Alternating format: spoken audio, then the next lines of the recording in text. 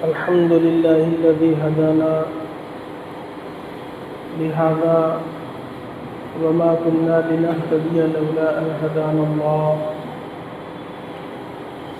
صلى الله تعالى عليه وسلم تسليما كثيرا كثيرا.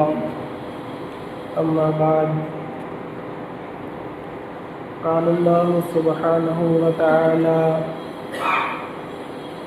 لن ينال الله لحومها ولا دماؤها ولكن يناله التقوى منكم. وقال النبي صلى الله عليه وسلم: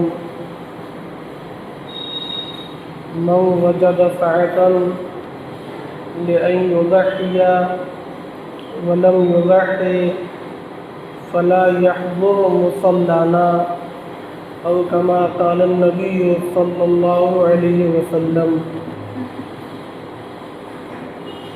معزز سامعین، قابل احترام بزرگوں، عید الاضحیٰ کا دن قریب آ چکا ہے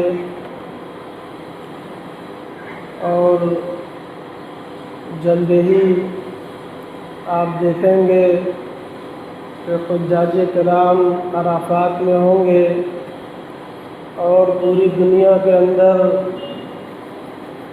بقرعید کی زور و شور سے تیاری کی جا رہی ہوگی. اللہ رب العزت کی بارگاہ میں قربانی پیش کرنا اسلام کی ایک عظیم سنت اور اسلام کے شعائر میں سے ایک عظیم شعار ہے. اللہ تبارک و تعالی نے اس عمل کو عبادت قرار دے دیا ہے اور اس کے چھوڑنے پر نبی پاک صلی اللہ علیہ وسلم نے ناراضگی کا اظہار فرمایا ہے اور وعید سنائی ہے. چنانچہ فرمایا: جس آدمی کے اندر قربانی کرنے کی گنجائش ہو اور وہ قربانی نہ کرے تو پھر وہ عیدگاہ کے قریب بھی نہ آئے. ایک دوسری روایت میں ہے کہ جس آدمی کے پاس قربانی کرنے کی وسعت ہو، اس کے باوجود وہ قربانی نہ کرے تو وہ ہماری عیدگاہ میں نہ آیا کرے. ایک روایت میں نبی پاک صلی اللہ علیہ وسلم نے یہ ارشاد فرمایا: ما عمل ابن آدم ما عمل آدمی من عمل یوم النحر احب الی اللہ تعالی من احراق الدم، جس کا ترجمہ یہ ہے کہ یوم النحر کو اللہ تبارک و تعالیٰ کے نزدیک قربانی کرنے سے زیادہ کوئی بھی عمل محبوب نہیں ہے. فرماتے ہیں کہ جانور اپنے بالوں کے ساتھ، اپنے کھالوں کے ساتھ، اپنے کھروں کے ساتھ قیامت کے دن آئیں گے اور اللہ تبارک و تعالی قربانی کو اتنا جلدی قبول فرما لیتے ہیں، اتنا جلدی قبول فرماتے ہیں کہ ابھی قربانی کا خون زمین پر گرنے بھی نہیں پاتا ہے کہ اللہ تبارک و تعالی بندے کی قربانی کو قبول فرما لیتے ہیں. بڑی بشارتیں ہیں، بڑے فضائل ہیں، بڑے ثواب کا کام ہے اللہ تبارک و تعالیٰ کی بارگاہ میں قربانی کو پیش کرنا. لیکن قربانی کون سی ہو، قربانی کیسی ہو، قربانی کے پیچھے ہمارا جذبہ اور ہماری سوچ کیا ہو، یہ بڑا معنی رکھتی ہے. لہذا اگر قربانی کیا مگر وہ اللہ تبارک و تعالیٰ کی رضامندی کو حاصل کرنے کے لیے نہیں کیا، لوجہ اللہ نہیں ہے بلکہ لغیر اللہ ہے، لحصول رضا اللہ نہیں ہے بلکہ لحصول رضا الناس ہے، تو پھر وہ قربانی کہاں قبول ہونے والی ہے؟ یہ تو ریاکاری کی قربانی ہے، اور اگر وہ قربانی ہے تو اللہ کے لیے، مگر صرف جانور کی قربانی ہے، اس کے علاوہ اور کسی چیز کی قربانی نہیں ہے، تو پھر یہ قربانی فضیلت کہاں سے لائے گی؟ یہ جو دو باتیں میں نے عرض کی، اس کا خلاصہ یہ ہے کہ ایک تو قربانی کے اندر اخلاص ہونا چاہیے، لہذا ہم سب یہ دیکھتے ہیں کہ عام طور سے قربانی کے اندر اخلاص پایا جاتا ہے۔ ایسے کم لوگ ہوں گے جو دکھاوے کے لیے جانور کو باندھتے ہیں، جو شہرت اور ناموری کے لیے قربانی کو کرتے ہیں۔ زیادہ تعداد ان لوگوں کی ہے جو محض اللہ تبارک و تعالیٰ کے واسطے جانور کو قربان کرتے ہیں۔ یہ تو ایک بات ہوئی۔ دوسری بات میں نے عرض کی کہ قربانی ہے تو اخلاص کے ساتھ، مگر صرف جانور کی قربانی ہے، اس کے علاوہ اور کسی چیز کی قربانی نہیں ہے، تو پھر ایسی قربانی فضیلت کو کہاں سے لائے گی؟ اس کا مفہوم یہ ہے کہ قربانی صرف جانور کے خون بہا دینے کا نام نہیں ہے، بلکہ قربانی کے پیچھے کسی اور قربانی کا مقصد ہے۔ اسی کی طرف قرآن مجید نے یہ اشارہ کیا سورہ حج کی آیت میں، لَن يَنَالَ اللَّهَ لُحُومُهَا وَلَا دِمَاؤُهَا وَلَكِن يَنَالُهُ التَّقْوَىٰ مِنكُمْ۔ اللہ تبارک و تعالی کہ یہاں گوشت اور خون نہیں پہنچتا، بلکہ اللہ کے یہاں تقوی اور دل کا جذبہ پہنچتا ہے۔ تو یہ قربانی صرف احراق الدم کا نام نہیں ہے، بلکہ اس کا بہت کچھ تعلق ہمارے دلوں کے ساتھ ہے۔ لہذا یہ ضروری ہے کہ ہم قربانی کرنے سے پہلے قربانی کے مقصد پر دھیان رکھیں، غور کریں۔ آپ دیکھیں قربانی اسلام میں کہاں سے شروع ہوئی، کیوں شروع ہوئی، اس کے پیچھے کیا محرکات اور اسباب تھے، اللہ تبارک و تعالیٰ نے قیامت تک اس کو کیوں جاری فرما دیا؟ تو آپ جانتے ہیں کہ حضرت ابراہیم علیہ السلام کی یہ سنت ہے، اور حضرت ابراہیم علیہ السلام کے عمر جب تقریباً 90 سال ہو چکی تھی، 90 سال سے زائد ہو چکی تھی، اس وقت انہوں نے اپنی بیوی سے کیا کہا کہ میرے اور تمہارے علاوہ اس وقت یہاں پر کوئی تیسرا مومن اور مسلمان نہیں ہے۔ آپ جب بھی حضرت ابراہیم علیہ السلام کے قصے کو پڑھتے ہیں اور سنتے ہیں، آپ کبھی بھی نہیں سنیں گے، کبھی نہیں پڑھ پائیں گے کہ بہت بڑی تعداد ان کے اوپر ایمان لائی تھی، یہ کبھی نہیں پڑھ پائیں گے۔ اتنے جلیل القدر پیغمبر، خلیل اللہ، اللہ کے برگزیدہ، مگر بہت بڑی تعداد ان کے اوپر ایمان نہیں لائی۔ اس کے باوجود ان کی نبوت ایسی آشکارا ہے کہ دنیا کے ہر قوم، ہر مذہب و ملت ان کے نام کو جانتے ہیں۔ وجہ کیا ہے؟ وجہ ان کی قربانیاں ہیں، بے شمار قربانیاں، بہت زیادہ قربانیاں، جن کا مختصر تذکرہ یہ ہے کہ حضرت ابراہیم علیہ السلام کا وطن ملک عراق تھا، اور وہاں کا بادشاہ نمرود تھا۔ نمرود کو حضرت ابراہیم علیہ السلام نے دعوت پیش کی، نمرود نے انکار کیا، حضرت ابراہیم سے حجت کیا۔ جب حجت کے اندر ناکام ہو گیا تو اس نے حضرت ابراہیم علیہ السلام کو بہت ستایا، بہت پریشان کیا۔ اس کے ظلم و ستم سے تنگ آ کر حضرت ابراہیم علیہ السلام نے ہجرت کا ارادہ فرمایا، اپنے وطن، اپنے ملک کو چھوڑنے کا ارادہ فرمایا۔ چنانچہ اپنی بیوی حضرت سارہ علیہ السلام اور اپنے بھتیجے حضرت لوط علیہ السلام کو لے کر آپ ملک عراق سے ہجرت فرما گئے، ملک شام پہنچے، حران پہنچے، حلب پہنچے، بیت المقدس پہنچے، یروشلم کے اندر قیام فرمایا۔ اور اس کے بعد کہیں پر بھی جب سکون نہیں ملا، لوگوں نے دعوت کو قبول نہیں کیا، تو آپ مصر چلے گئے کہ شاید وہاں کے لوگ دعوت کو قبول کریں۔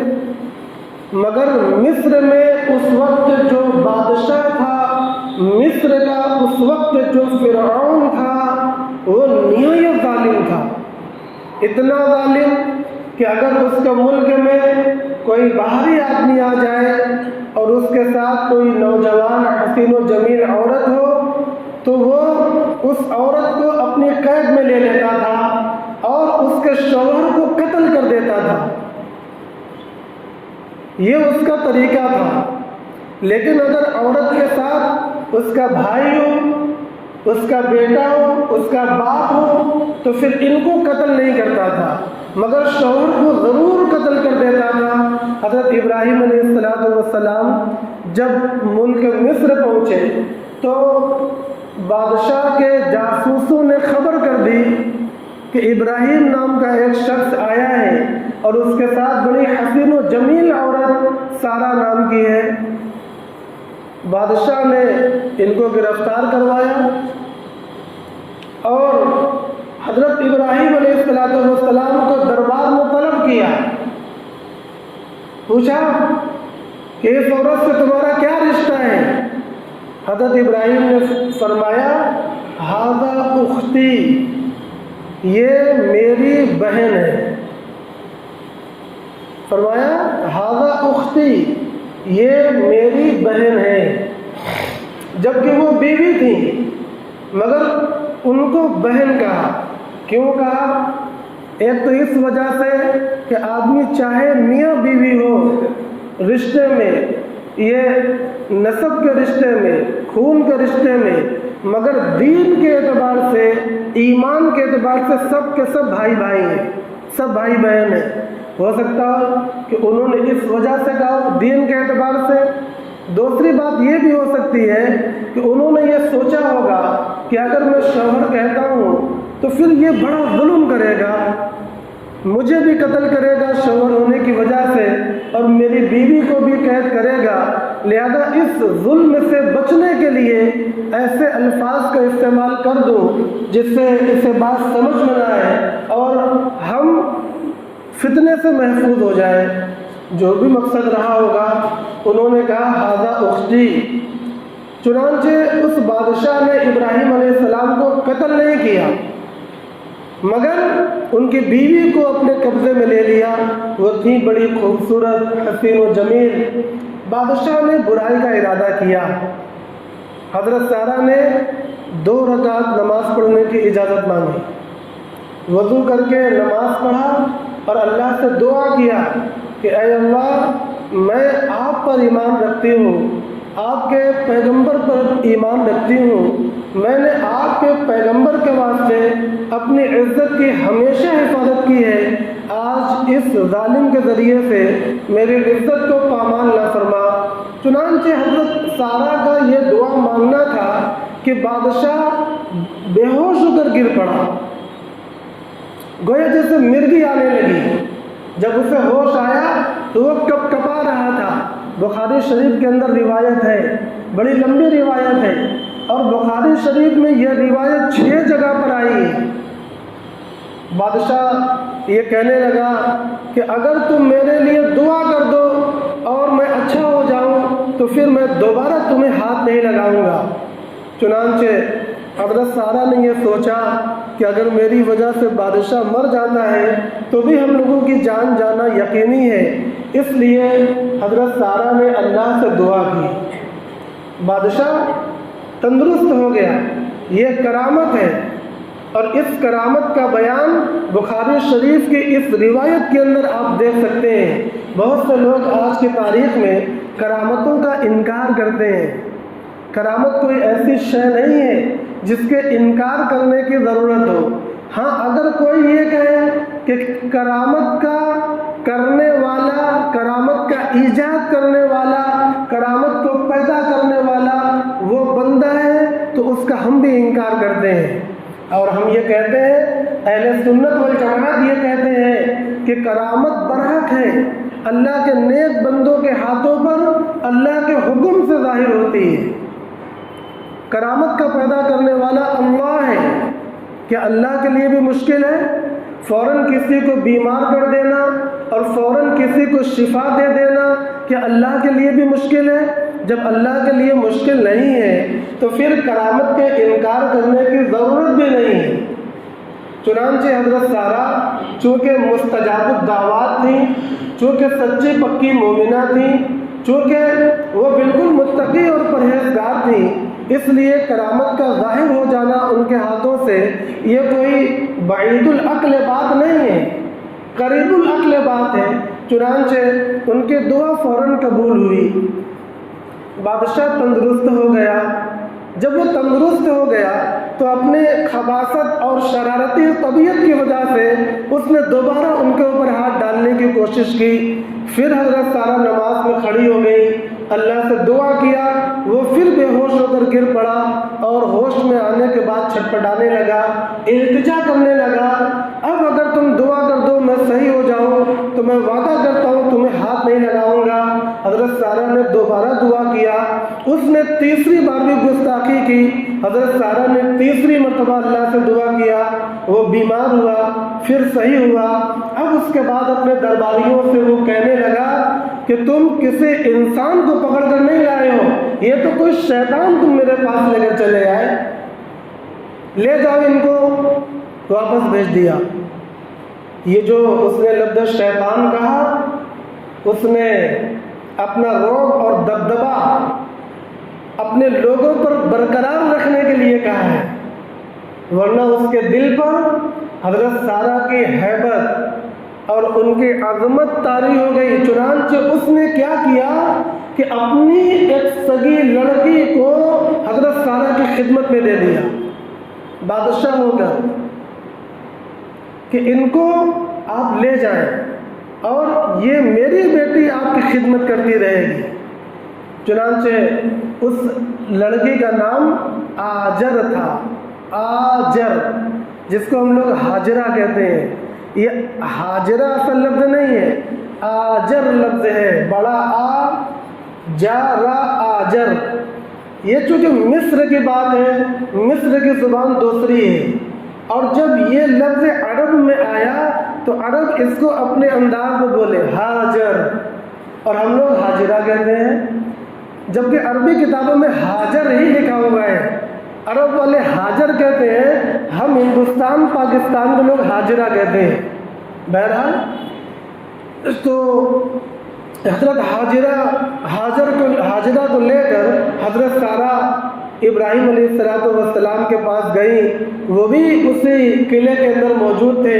جس وقت وہ وہاں پہنچی، حضرت ابراہیم علیہ السلام نماز میں مشغول تھے۔ جب نماز سے فارغ ہوئے تو حضرت سارہ نے پورا واقعہ بتلایا کہ کس طریقے سے اللہ نے ظالم کے پنجے سے مجھے نجات دی اور اس کو ذلیل و رسوا کیا اور اس کی لڑکی ہمارے پاس کر دی۔ چنانچہ حضرت ابراہیم علیہ السلام وہاں بڑا پریشان تھے۔ اللہ تبارک و تعالیٰ کا نیا حکم آیا کہ آپ دوسری جگہ ہجرت فرمائیں، جگہ بتلائی گئی۔ چنانچہ آپ نے ہجرت فرمایا اور ہجرت کر کے مکہ مکرمہ تشریف لائے۔ جس وقت آپ مکہ تشریف لائے اس وقت مکے میں کوئی انسان کبھی بھی نہیں بسا تھا، وہاں کوئی آبادی نہیں تھی، ایک بھی تنہا انسان وہاں پر موجود نہیں تھا۔ ابراہیم علیہ السلام ہجرت کر کے مکہ مکرمہ ہے، مگر اس سفر میں حضرت سارہ ساتھ نہیں ہے، بلکہ آپ نے اپنا وطن یروشلم بنا رکھا تھا۔ حضرت سارہ وہیں پر موجود تھیں اور حضرت ہاجرہ یہ خدمت کرتی تھیں، خدمت کرتے کرتے یہ بڑی اور بالغ ہو چکے تھیں۔ حضرت سارہ نے جب یہ دیکھا کہ مجھے کوئی اولاد نہیں ہو رہی، شاید میں باج ہوں، اس لیے انہوں نے اپنے شوہر کی دلجوئی کے لیے یہ کہا کہ آپ ہاجرہ سے شادی فرما لیں، ہو سکتا ہے آپ کو کوئی اولاد ہو جائے۔ چنانچہ حضرت ہاجرہ سے نکاح ہوا۔ اس وقت حضرت ابراہیم کی عمر 90 سے پار ہے اور اللہ نے ان کو اولاد عطا فرما دی اسماعیل کی شکل میں۔ جب حضرت سارہ نے یہ دیکھا کہ جو باندھی ہماری خدمت کرتی تھی وہ نکاح کے بعد ماں بن گئی، تو ان کے دل میں تھوڑی تنگی ہوئی، من میں تھوڑا بوجھ پیدا ہوا۔ تو اللہ تبارک و تعالیٰ نے حضرت ابراہیم کو یہ حکم دیا کہ آپ اپنی چھوٹی والی بیوی کو لے کر ہجرت کر لیں تاکہ دونوں کے درمیان کوئی بات نہ ہونے پائے۔ چنانچہ ہاجرہ کو لے کر مکہ مکرمہ چلے گئے اور مکہ مکرمہ میں کوئی آبادی نہیں، بالکل چٹیل میدان، صرف ایک پیڑ کعبۃ اللہ کے پاس، اور کعبۃ اللہ کی کوئی تعمیر نہیں تھی۔ طوفان نوح کے اندر وہ سب مٹ چکے تھے، بس تھوڑی اونچی مٹی کا ٹیلا نما معلوم ہو رہا تھا، مگر کوئی نہیں یہ بتا سکتا تھا کہ یہی کعبہ کی جگہ ہے۔ ایک پیڑ نکلا ہوا تھا، اسی پیڑ کے نیچے حضرت ابراہیم علیہ السلام نے قیام فرمایا، بیوی بچے کے لیے جھوپڑی بنائی اور کچھ دن رہنے کے بعد وہاں سے واپس جانے لگی۔ کچھ بتلایا نہیں۔ حضرت ہاجرہ کہنے لگی کہ آپ واپس جا رہے ہیں؟ حضرت ابراہیم کچھ بولے نہیں، بس اشارے سے بتلایا کہ میں جا رہا ہوں۔ حضرت ہاجرہ ان کے پیچھے دوڑ رہی تھی، آپ کس کے بھروسے ہمیں چھوڑ کر جا رہے ہیں؟ نہ یہاں کھانے کا کوئی سامان ہے، نہ پینے کا کوئی سادن ہے، نہ کوئی کنواں، نہ کوئی تالاب، نہ کوئی نہر ندی، اور نہ کھانے کا کچھ، نہ کوئی انسان۔ آخر آپ ہمیں یہاں چھوڑ کر کیوں جا رہے ہیں؟ اس طرح تو ہم لوگ ضائع ہو جائیں گے۔ حضرت ابراہیم علیہ السلام کچھ بول نہیں رہے تھے، بس آپ آگے بڑھ رہے تھے۔ جب آگے بڑھ گئے تو حضرت ہاجرہ نے چلا کر کہا، اللہ امرک، کیا اللہ نے آپ کو اس بات کا حکم دیا ہے؟ حضرت ابراہیم نے فرمایا، ہاں نعم، اللہ نے اس بات کا حکم دیا ہے۔ حضرت ہاجرہ کہنے لگی، اگر اللہ نے حکم دیا ہے تو پھر اللہ ہم کو ضائع نہیں کرے گا۔ اور اس کے بعد حضرت ہاجرہ کچھ نہیں بولی۔ حضرت ابراہیم بھاری دل کے ساتھ دور چلے گئے، باہر چلے گئے۔ مکے سے باہر نکلنے کے بعد حضرت ابراہیم نے اپنے بال بچوں کے لیے، بیوی کے لیے دعا کی اور یروشلم واپس چلے گئے۔ کتنی بڑی قربانی ہے! اللہ تبارک و تعالیٰ کے حکم پر اپنی بیوی اور اپنے اس بچے کو وادی غیر ذی زرع میں چھوڑ دینا، جس میں اس بچے کو جو 90 سال کی عمر کے بعد بڑی تمناؤں، بڑی دعاؤں کے بعد پیدا ہوا۔ حضرت ابراہیم جب 86 سال کی عمر کے تھے اس وقت ان کی یہ دعا منقول ہے، رب هب لی من الصالحین، رب هب لی من الصالحین۔ آج بھی جب کسی کو اولاد نہیں ہوتی تو یہی دعا پڑھنے کے لیے بتلائی جاتی ہے۔ کیا ترجمہ ہے؟ اے اللہ مجھے کوئی نیک اولاد عطا فرما دے۔ بڑی تمنا کے ساتھ یہ دعا فرماتے تھے، اور اولاد ہوئی، بڑھاپے کے عالم میں ہوئی۔ اس کے بعد اسی اولاد کو وادی غیر ذی زرع میں چھوڑنے کا حکم بھی نازل ہو گیا۔ کیا یہ قربانی نہیں ہے؟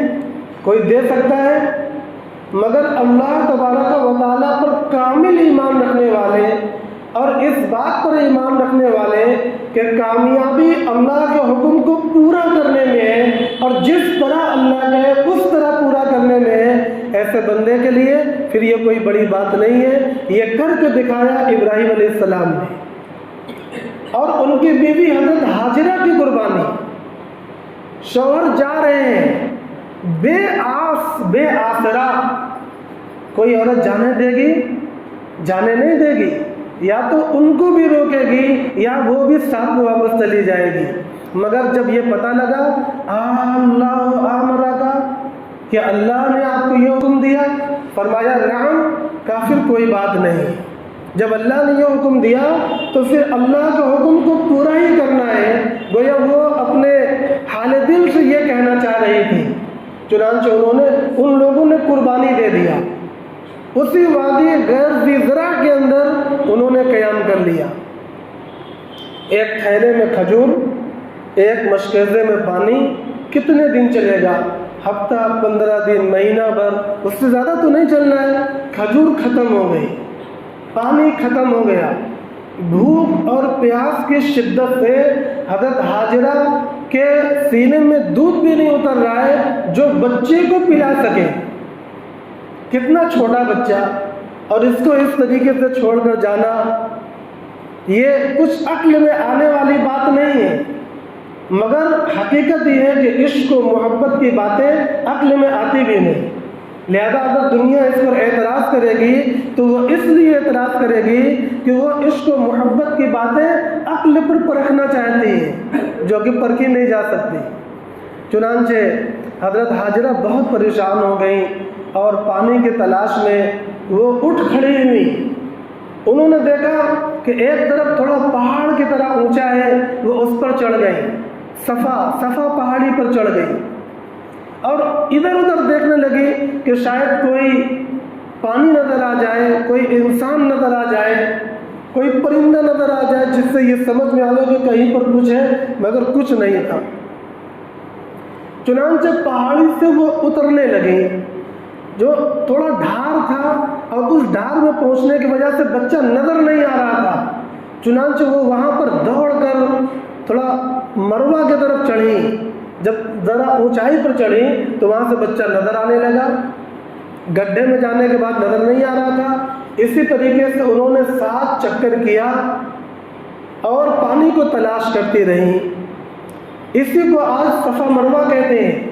ان کی یہ قربانی، ان کی وہ بے قراری، ان کی وہ ادا اللہ تبارک و تعالیٰ نے بطور عبادت، بطور یاد قیامت تک کے لیے اس امت پر لکھ دیا ہے کہ اس کو یاد کرو، اس کو تازہ رکھو، اس کو کبھی بھی فراموش مت کرو۔ چنانچہ جب 7ویں چکر میں وہ اوپر چڑھی تو انہوں نے دیکھا کہ بچے کے پاس سے کچھ آواز آ رہی ہے۔ سنا، جب سنا تو بچے کی طرف مڑ کر دیکھا تو دیکھا کہ کوئی فرشتہ ہے جو بچے کے پاس ہے۔ چنانچہ دوڑ کر اس کے پاس گئی، دیکھا کہ ایک فرشتہ ہے، اور اس فرشتے نے اپنا پر یا اپنی ایڑی زمین پر ماری تو وہاں سے پانی نکلنے لگا۔ ہم لوگ بچپن میں کیا سنتے تھے؟ حضرت اسماعیل نے اپنی ایڑی کو رگڑا تو پانی نکلنے لگا۔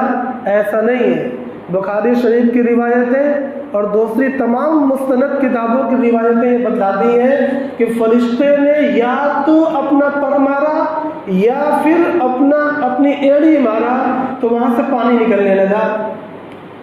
جب وہ پانی نکلا تو حضرت ہاجرہ اس کی میڑ بنانے لگی اور وہ کہنے لگی زمزم زمزم۔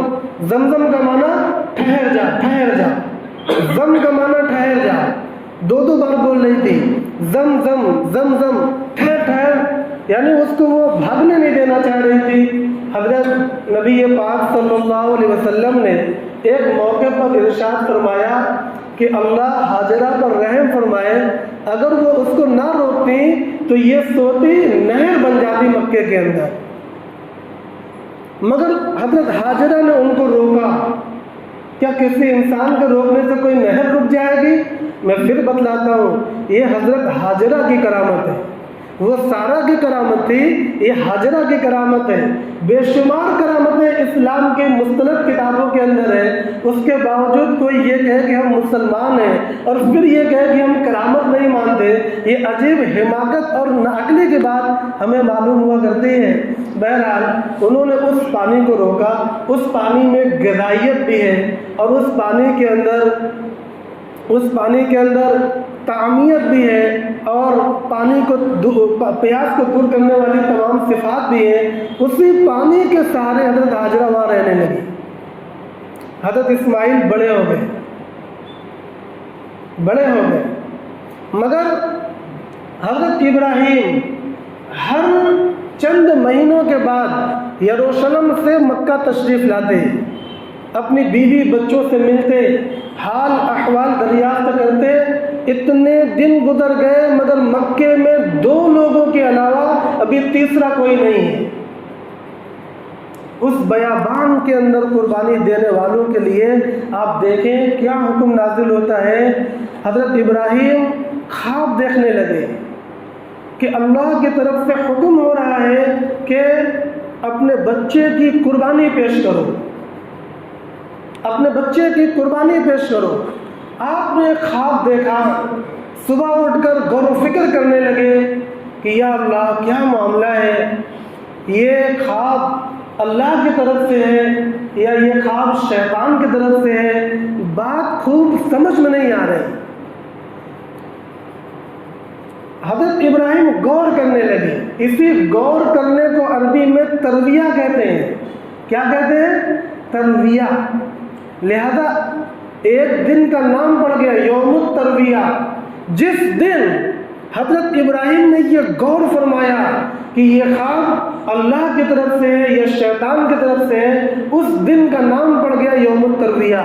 آپ بتا سکتے ہیں یوم الترویہ کس دن کو کہتے ہیں؟ منی کے دن کو۔ 8 تاریخ جب حاجی میدان منی میں پہنچتا ہے، اس دن کا نام عربی میں یوم الترویہ ہے۔ یعنی خواب جس رات میں حضرت ابراہیم نے دیکھا اس کی صبح 8 تاریخ تھی۔ چنانچہ اللہ تبارک و تعالیٰ نے اس کو بھی باقی رکھ دیا۔ دوسری رات پھر خواب دیکھ رہے ہیں کہ اللہ کی طرف سے کہ حکم ہو رہا ہے خواب میں کہ قربانی پیش کرو اپنے بچے کی۔ جب دوسرے دن خواب دیکھا تو ابراہیم علیہ السلام پہچان گئے کہ یہ خواب شیطان کی طرف سے نہیں بلکہ اللہ کی طرف سے ہے۔ چنانچہ پہچاننے کی عربی آتی ہے عرفہ۔ عارف نام ہوتا ہے کسی کا، ترجمہ ہوتا ہے پہچاننے والا، اور عرفہ کا معنی پہچاننا۔ اس دن کا نام پڑ گیا یوم العرفہ، عرفہ کا دن۔ بہت سے لوگ پورے دنیا کے اندر بدعتی لوگ عرفہ کا دن مناتے ہیں، وہ کہ عرفہ کا دن نہیں ہوتا۔ اس جگہ پر حضرت ابراہیم نے خواب دیکھا تھا، اس دن دیکھا تھا، لہذا اس جگہ کا نام عرفہ پڑ گیا اور اس دن کا نام یوم العرفہ پڑ گیا۔ پھر خواب اگلی رات میں دیکھا کہ اللہ کی طرف سے قربانی کا حکم ہو رہا ہے، چنانچہ آپ نے طے کر لیا کہ مجھے قربانی کرنا ہے۔ قربانی کو نحر کہتے ہیں، چنانچہ اس دن کا نام یوم النحر پڑ گیا۔ حضرت ابراہیم علیہ السلام اپنے بچے سے مشورہ کرنے لگے کہ بیٹے اس طرح میں خواب دیکھ رہا ہوں، اور انبیاء کا خواب وحی ہوتا ہے، حکم ہوتا ہے۔ چنانچہ وہ لوگ تو اس مسئلے کو جانتے تھے۔ بیٹا یہ کہنے لگا یا ابت افعل ما تؤمر ستجدنی انشاء اللہ من الصابرین۔ اے میرے والد، آپ کو جو حکم ہو رہا ہے آپ اس کو کریے، آپ مجھے بڑا صبر کرنے والا پائیں گے۔ یہ قربانی کا مطالبہ ہے۔ چنانچہ دیکھو اللہ آگے کیا کہہ رہا ہے، فلما اسلما، جب ان دونوں نے اپنے دل کو سمجھا لیا، یہ پہلی قربانی ہے۔ انہوں نے اپنے نفس کی قربانی تو پہلے ہی دے دی کہ اللہ کے حکم پر قربان ہونا ہے، ہماری جان کیا، ہمارا بدن کیا، ہمارا پریوار کیا، ہماری تنہائی کیا، ہماری پریشانی کیا، اللہ کا حکم آیا کہ اس نوجوان خوبصورت ایک لوتے بیٹے کو جو وادی غیر ذی زرع میں پل کر اپنی ماں کا سہارا بن کر بڑا ہوا ہے، اب اس کے حلق پر چھری پھیرنا ہے۔ فلما اسلم، جب انہوں نے اپنے دل کو اللہ کے سپرد کر دیا، ابھی چھری چلی نہیں ہے مگر دل حوالے کر دیا، وَتَلَّهُ لِلْجَبِينِ، اور اس کے بعد اپنی پیشانی کو زمین پر رکھ دیا۔ یہ پیشانی کو زمین پر رکھنے کا مشورہ کس نے دیا؟ بیٹے نے دیا تھا۔ وہ کہنے لگا اے والد آپ مجھے باندھ دیجیے، آپ مجھے باندھ دیجیے، کیونکہ ہو سکتا ہے کہ والد ہونے کی وجہ سے آپ کا ہاتھ کانپ جائے اور پدرانہ شفقت آپ کے دل میں آ جائے اور کچھ تاخیر ہو جائے حکم پورا کرنے میں، اور اللہ کے حکم کو پورا کرنے میں تاخیر مناسب نہیں ہے۔ ارے وہ تاخیر کی بات کر رہے ہیں، ہم لوگ تو پورا حکم چھوڑنے کے عادی ہیں۔ اور کہنے لگے اے میرے والد اپنے کپڑے کو بھی سمیٹ لیجئے، کیونکہ اگر آپ کے کپڑے پر میرا خون چھٹک گیا تو ایک تو میرا ثواب گھٹ جائے گا۔ دیکھیے والد کا احترام، دیکھیے یہ بھی تو قربانی ہے کہ اللہ کے چھوٹے چھوٹے حکموں پر کتنی عظمت کے ساتھ عمل کرنے کا جذبہ حضرت اسماعیل سکھا رہے ہیں۔ کہنے لگے اگر آپ کے کپڑے پر میرا خون چھٹک گیا تو میرا ثواب گھٹ جائے گا۔ کیا ہم یہ سوچ سکتے ہیں کہ اس وقت اگر ہمارا خون چھٹکے گا تو ثواب گھٹے گا؟ اس وقت بھی گویا وہ نارمل حالت کی بات کر رہے ہیں۔ اور کہنے لگے اور دوسری بات یہ ہوگی کہ میری والدہ اگر آپ کے کپڑے پر میرا خون دیکھیں گی تو ان کا غم اور صدمہ پڑ جائے گا، اس لیے اپنے کپڑے کو سمیٹ لیجئے۔ تیسری بات یہ کہ چھری کو تیز کر لیجئے۔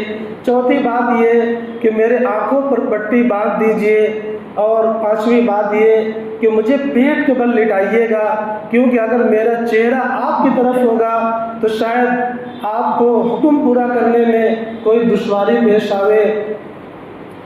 چنانچہ حضرت ابراہیم نے یہ کہا، بخاری شریف کے الفاظ میں ترجمہ کر کے سناتا ہوں کہ میرے بیٹے تم کیسے بڑے مددگار ہو اللہ کے حکم کو پورا کرنے میں، تم کیسے بڑے مددگار ہو اللہ کے حکم کو پورا کرنے میں۔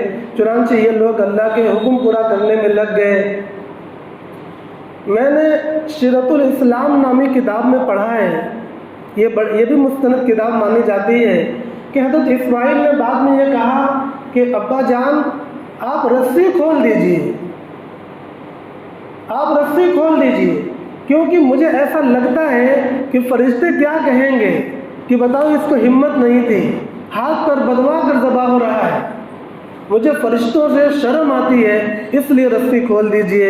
اور اے میرے والد آپ چاقو صرف پکڑیے، چاقو چلائیے نہیں، آپ چاقو صرف پکڑیے، میں اپنی گردن اس پر چلاؤں گا تاکہ فرشتوں کو یہ لگے کہ ہم جو اللہ کے حکم کو پورا کرتے ہیں تو اپنی پوری طبیعت کی خوشی کے ساتھ پوری کرتے ہیں، ہم مجبوراً اور کراہتاً اللہ کے حکم کو پورا نہیں کرتے۔ پتہ نہیں اس بات میں کتنی سچائی ہے، مگر میں نے سیرت الاسلام نامی اس کتاب کے اندر میں نے یہ بات پڑھی ہے۔ چنانچہ آپ دیکھیں کہ ابراہیم اور اسماعیل علیہ السلام نے اس قربانی کو پیش کیا تو بدلے میں اللہ نے ان کو ایک دمبا عطا فرمایا اور اس کی قربانی دی گئی۔ اللہ کیا فرماتے ہیں؟ وَفَدَيْنَاهُ بِذِبْحٍ عَظِيمٍ، اسماعیل کے بدلے میں ہم نے اس دمبے کو قربان کروایا ہے۔ یہ گویا اسماعیل قربان ہو رہے ہیں، تو یہ جو قربانی ہے یہ اپنے نفس کا فدیہ ہے۔ آج بھی ہم جو جانور کو قربان کرتے ہیں، میں نے شروع میں یہ کہا تھا صرف جانور کو قربان نہیں کرنا ہے، ایک تو اخلاص کی نیت کرنا ہے اور دوسرے اپنی جان کو قربان کرنے کی نیت کرنا ہے، اپنی جان کے فدیے کی نیت کرنا ہے کہ یہ میری جان کی طرف سے فدیہ ہے۔ کہ کیسے؟ اس طریقے سے کہ دنیا کی جتنی چیزیں ہیں وہ انسان کے اوپر فدا ہونے کے لیے ہیں، چنانچہ پوری کائنات انسان کے لیے قربان ہوتی ہے، اور انسان یہ اللہ کے لیے قربان ہونے کے لیے بنا ہے۔ لہذا حق تو یہ تھا کہ انسان خود قربان ہوتا، مگر اللہ نے اس کے لیے ایک راستہ بنایا کہ چلو ٹھیک ہے، تم اپنی طرف سے فدیہ دے دیا کرو، تو یہ گویا کہ انسان کے بدلے میں۔